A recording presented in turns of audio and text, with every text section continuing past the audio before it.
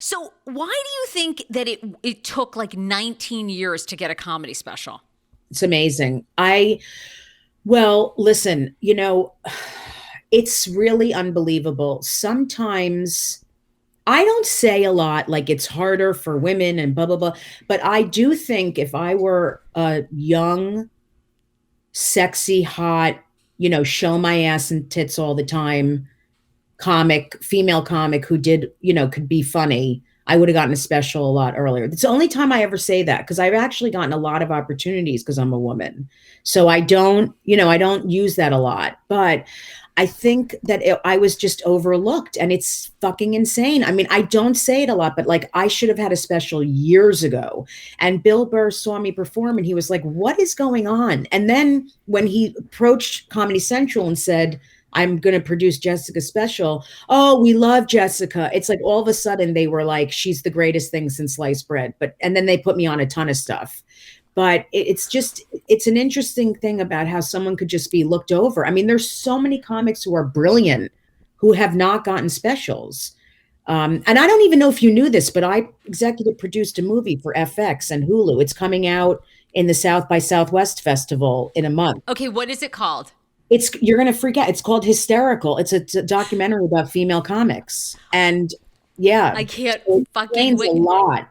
You'll love it. I have Kathy Griffin in it and Margaret Cho, Sherry Shepard, Fortune Feimster. I mean, a ton of people, 15 of us are in it. And it talks about what we've gone through as female comics and things we've been passed over. And yeah, it's very interesting. Okay, I have two questions about that. Did it irritate the shit out of you as a woman and as a gay woman that it was like a man, Bill Burr, who had to help you get a fucking special? I would think that would drive you and like that would irritate me. Yet, I mean, I love men, but I feel like were you? Yeah, me too. I have to tell you, I was so grateful and thank God he did it. But yes, it's infuriating that I had to have. I mean, a lot of people said that. They were like, this is, you really should have just gotten this. You just should have gotten it. Tell me about working with De Niro, because you were a comedy consultant on a project for him. Worked with him, got to know him well. Story.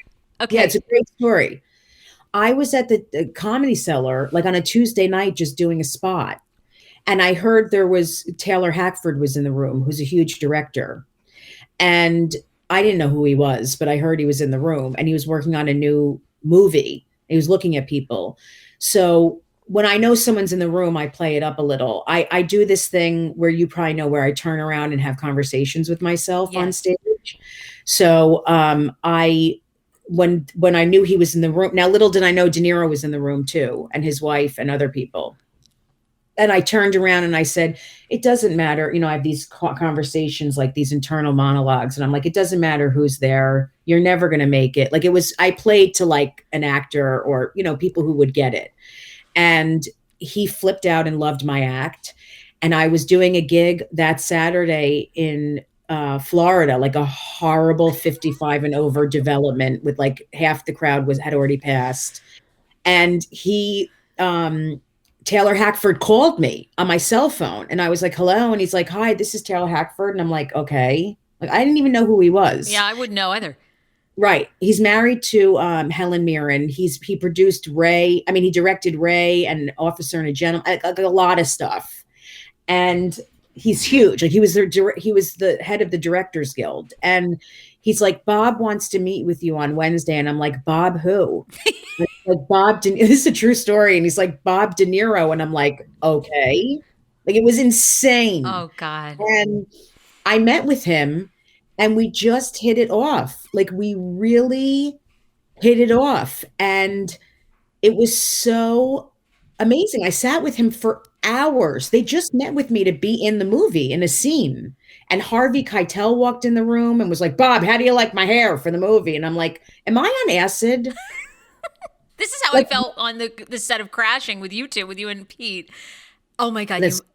So I ended up, make a very long story short, I met with him every day after that in the morning and taught him how to do stand-up.